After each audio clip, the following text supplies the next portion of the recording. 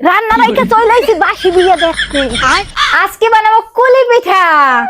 এই হলো আমাদের বাহুবলী পলিদি। দিদি প্রায় 8 থেকে 10 বছর ধরে আমাদের সাথে থাকে, মাকে বিভিন্ন কাজে সাহায্য করে। সে হলো আমাদের জীবনে অনেক স্পেশাল একটা মানুষ। সবাই এয়ার ফ্রায়ারে ফিশ ফ্রাই, চিকেন ফ্রাই রান্না করে, কিন্তু আমি আজকে বানাবো কুলি পিঠা। ক্যামেরাম্যান এখানে নারকেল কোড়াচ্ছে, এখানে পলি দিয়ে এই যে আটার গোল্লা বানাই দিতেছে। ক্যামেরাম্যান কত কাজ করে, এই যে এখন আবার মিঠা কোড়াচ্ছে। এবার ফ্রাই প্যানের ভিতরে নারকেল দিয়ে দিলাম, अच्छा তারপরে দিয়ে দিব আখের গুড়। ठीक है। এভাবে কিছুক্ষণ ঘুরালেই হয়ে যাবে পিঠার কাউ। আপনারা আবার পুরো বলতে পারেন, আমাদের এদিকে কাউ বলে। 5 মিনিট পরে হয়ে গেছে আমাদের পিঠার পুর। আজকে স্পেশালি পলিদির জন্য মিষ্টি কিছু বানাইতে চাইছিলাম, এই জন্য কুলি পিঠা বানাচ্ছি, আর ভাতিজি এখানে বসে বসে শিখতেছে।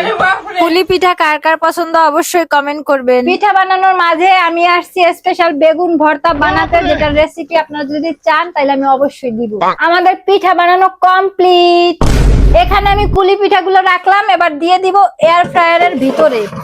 আমি 180 ডিগ্রি সেলসিয়াসে 20 মিনিটের মতো এখানে টেম্পারেচার সেট করে দিছি।